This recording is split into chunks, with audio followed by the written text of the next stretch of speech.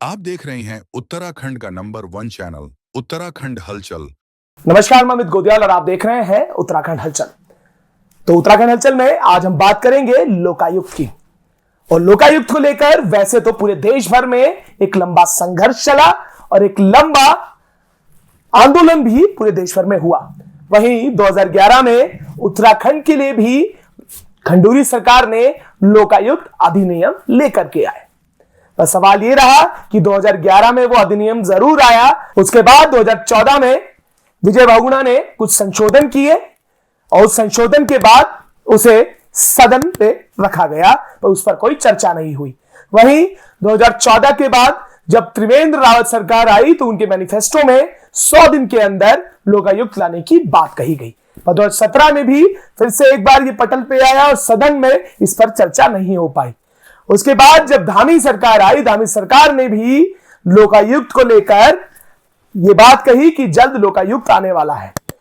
उसको लेकर कोर्ट ने भी निर्देश किए और कोर्ट ने एक डेडलाइन दी जिसमें नवंबर की तारीख डिसाइड की गई कि इस तारीख तक लोकायुक्त अपॉइंट हो जाना चाहिए। पर ना तो वो डेट भी बीत गई है, आज तक ना तो लोकपाल लोकायुक्त आ पाया है। आखिर क्या जरूरत है उत्तराखंड को लोकायुक्त की?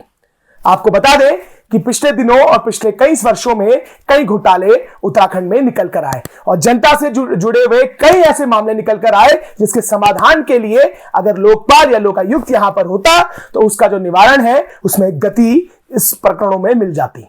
वहीं कई जो छात्र थे जो आंदोलन कर रहे थे, सीबीआई की मांग कर रहे थे, उनके लिए भी लोकपाल और लोकायुक्त का रास्ता साफ हो जाता। इसके साथ साथ कई ऐसे मुद्दे रहे जिसको अगर लोकपाल होता तो शायद कुछ आसानी होती कि कुछ न्याय मिल पाए। पर सवाल यह रहा, कई वर्षों के इंतजार भी मात्र केवल डेट बदली गई, तारीखें बदली, पर हालात चस्के तस रहे। इसको लेकर कई आंदोलनकारियों ने भी समय समय पर कई आंदोलन किए, पर इसको लेकर जो प्रमुख 2 लोग हैं इस प्रदेश के जो लगातार आंदोलन कर रहे थे वो अपनी मांगों को लेकर लोकायुक्त कार्यालय के बाहर भी बैठे। उन्होंने कई दिनों तक धरना भी दिया, उन्होंने कई दिनों तक धरना स्थल पर भी धरना दिया और कार्यालय में तालाबंदी भी की। पर आखिर उनके इस धरनों से, तालाबंदी से आखिर उन्हें क्या मिला? उन्होंने कई बार शासन प्रशासन को चेताया, कई बार मुख्यमंत्री से मुलाकात करने के लिए कई कार्यक्रमों में भी गए, पर ना आज तक लोकायुक्त आ पाया। इसको लेकर कुछ वीडियोस जो हैं वो भी आप सुनिएगा और जो 2 आंदोलनकारी हैं परमानंद बलोधी और सुमन बड़ोनी, उनके क्या विचार हैं वो भी हम आपको जरूर सुनाएंगे। पर इसको लेकर जो अधिवक्ता विकेश नेगी है उन्होंने भी मोर्चा खोला है। उन्होंने भी सरकार को आड़े हाथों लिया है और यह साफ किया है कि सरकार ने फिर से एक बार कंटेम्प्ट ऑफ कोर्ट किया है। जो आदेश कोर्ट के थे उसको ना मानना। पर यह क्या पहला प्रकरण है जिसमें सरकारें जो कोर्ट के आदेश होती हैं उसकी अवमानना करती हैं? सवाल यहां पर बहुत बड़े हैं। पहले तो सुनिएगा क्या कुछ कहा है अधिवक्ता विकेश सिंह नेगी ने। उत्तराखंड के प्रदेशवासियों को आज मेरा सादर नमस्कार। ये आज जो मैं एक मुद्दा, ज्वलन मुद्दा लोकायुक्त का है उसे उठाया है। 2017 के इलेक्शन में बीजेपी गवर्नमेंट ने अपने मैनिफेस्टो में लिखा था कि हम 100 दिन में लोकायुक्त लाएंगे, वो तब तक नहीं आया। उसके बाद हमने एक आरटीआई डाली और उसमें जब सामने आया तो करोड़ों रुपए का भुगतान लोकायुक्त ऑफिस को किया जा रहा था। फिर इसी संदर्भ में एक पीआईएल पड़ी 2023 में, एक उसमें ऑर्डर आया जस्टिस विपिन सांघी और राकेश थपलियाल जी का कि 8 हफ्तों में लोकायुक्त की नियुक्ति की जाए 27 जून 2023 को।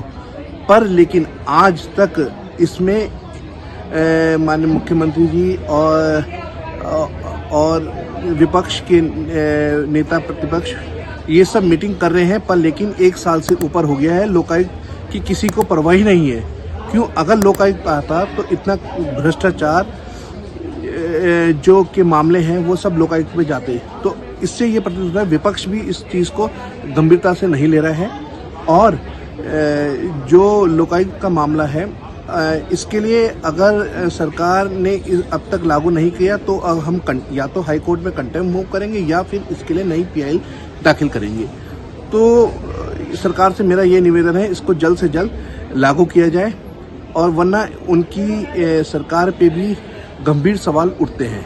तो आपने सुना कि क्या कुछ कहा अधिवक्ता विकेश सिंह नेगी ने, और इससे बड़ा सवाल वो भी है कि उन दो व्यक्तियों के मन में आखिर क्या गुजर रही है जिन्होंने कई महीनों तक आंदोलन किया, जो एक नाले के ऊपर कार्यालय के बाहर भी बैठे रहे सिर्फ इस आस में कि शायद कुछ बदलाव होगा, और कोर्ट ने उन्हें कुछ राहत भी दी। कोर्ट ने जब ये कहा कि सरकार इस पर निर्णय ले, सरकार पे एक तिथि घोषित की, पर उसके बाद भी लोकायुक्त नहीं आ पाया। उन्होंने क्या कहा, पहले ये सुनिएगा। मेरा उत्तराखंड की जनता से दोनों हाथ जोड़कर निवेदन है कि उत्तराखंड में जो लोकायुक्त की नियुक्ति होनी थी, माननीय हाई कोर्ट के कहने के बाद भी भारतीय जनता पार्टी के नेताओं ने कमेटी का जो खेल खेला हुआ है, इसको उत्तराखंड की जनता को समझना पड़ेगा। इस खेल में कांग्रेस भी भागीदारी निभा रही है,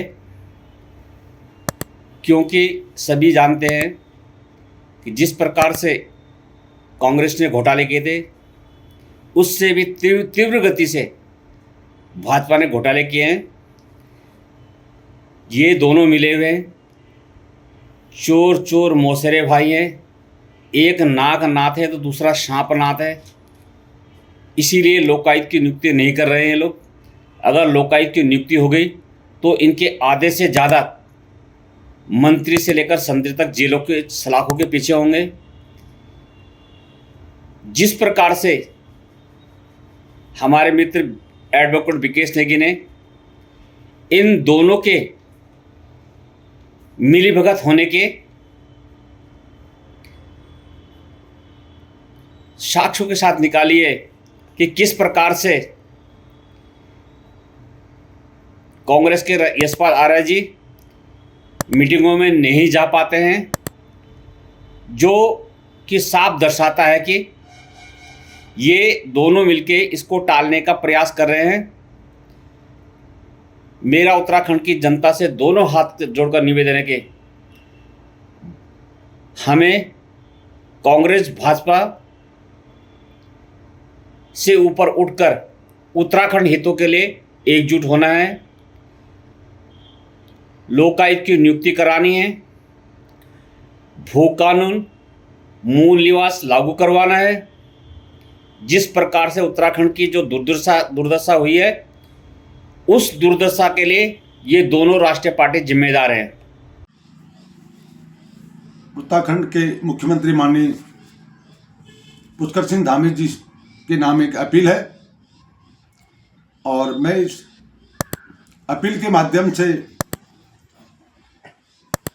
आपको अवगत कराना चाहता हूं कि जैसे कि भारत के संविधान के अनुच्छेद 2000 के अधीन महामहिम राज्यपाल उत्तराखंड विधानसभा द्वारा उत्तराखंड में लोकायुक्त विधेयक 2014 दिनांक 26 फरवरी 2014 को आपकी सरकार ने अनुमति प्रदान की थी,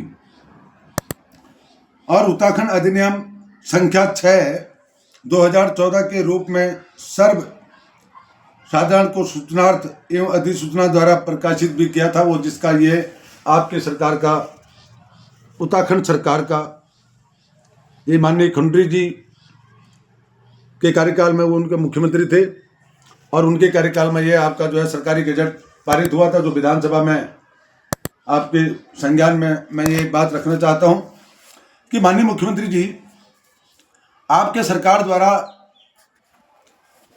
या कांग्रेस की सरकार, दोनों सरकार यहाँ पर है, लेकिन खास तौर पे 2017 में जब विधानसभा चुनाव हुए तो आपके माध्यम से जब प्रचार प्रसार में 2017 के विधानसभा चुनाव में आप गए जनता के बीच में, तो आपने ये कहा था कि कांग्रेस के द्वारा भ्रष्टाचार किया गया, कांग्रेस ने उत्तराखंड सरकार को खोखला कर दिया है, और आपने अपने मैनिफेस्टो में ये कहा था उत्तराखंड की जनता को कि हमारी सरकार आएगी तो 100 दिन के अंतर्गत में भ्रष्टाचार के खिलाफ लोकायुक्त की नियुक्ति की जाएगी। तो आपकी सरकार 2017 में पूर्ण बहुमत की सरकार आई, माननीय त्रिवेंद्र सिंह जी मुख्यमंत्री बने और त्रिवेंद्र सिंह जी के कार्यकाल में भी जब भ्रष्टाचार सामने आया, हमने काफ़ी जो बहुत सारे भ्रष्टाचार का खुलासा किया, जिसमें उत्तराखंड की सरकार ने ही जो है भ्रष्टाचार की पुष्टि की।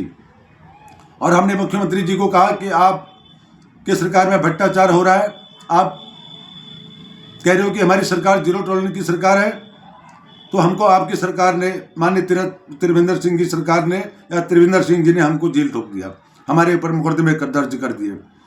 उसके बाद किन्हीं कारणों से भारतीय जनता पार्टी ने त्रिवेंद्र सिंह जी को हटा दिया। तीरथ सिंह जी आए, तीरथ सिंह जी ने भी कहा, उनसे वार्ता हुई तो उनने भी ये कहा कि हम इसको जल्दी इस पर वार्ता करेंगे। और जैसे ही उनकी वार्ता 2-3 महीने उनको हो रखे थे, तब तक उनका भी जो है यहाँ से जो है उनको भी कुर्सी से हटा दिया गया। तो मैं पुष्कर सिंह धामी जी से अनुरोध करता हूँ कि त्रिवेंद्र सिंह जी भ्रष्टाचार के मामले में सुप्रीम कोर्ट पहुँच गए, जबकि हाई कोर्ट ने कहा था कि आप लोकायुक्त की नियुक्ति करें, लेकिन आप सुप्रीम कोर्ट पहुँच गए। उसी प्रकार तीरथ सिंह जी को समय नहीं मिल पाया और उसके बाद आप दूसरा कार्यकाल आपका यहाँ पर उत्तराखंड सरकार में है। और आप भी एक ही बात कह रहे हैं कि हमारी सरकार जीरो टॉलरेंस की सरकार है, और हम कह रहे हैं कि आपकी सरकार जीरो टॉलरेंस की सरकार नहीं है, बल्कि भ्रष्टाचारियों से भरी हुई सरकार है। एक से एक बढ़ करके, दिन प्रतिदिन एक से एक बढ़ करके यहाँ पर भ्रष्टाचार हो रहे हैं। तो मैं आपको सिर्फ यही याद दिलाना चाह रहा हूं कि फिर पुनः कि माननीय न्यायालय ने आपको जो है 3 महीने का समय दिया था। 4 नवंबर तक आपने उत्तराखंड में लोकायुक्त की नियुक्ति करनी थी और वो 4 नवंबर इस समय चले गया है। तो आप क्या कहना चाहते हैं कि आप लोकायुक्त उत्तराखंड में आप लोकायुक्त की नियुक्ति करना चाहते हैं, या उत्तराखंड की सरकार, उत्तराखंड की जनता को आप इसी प्रकार गुमराह करेंगे कि हमारी सरकार जीरो टॉलरेंस की सरकार है?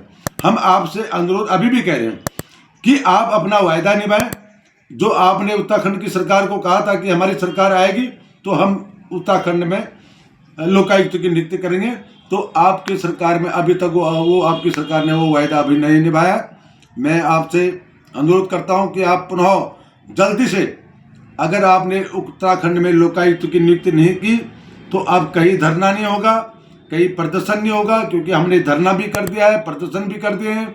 और जितने भी मुख्यमंत्री 2017 के बाद आपके पार्टी के बने हैं, तीरथ सिंह जी लेके, त्रिवेंद्र सिंह जी लेके और आप तक, आपको पत्राचार के माध्यम से अवगत करा दिया है। माननीय हाई कोर्ट ने आपको आदेश दिए हैं, सख्त निर्देश दिए हैं कि आप लोकायुक्त की नियुक्ति करें।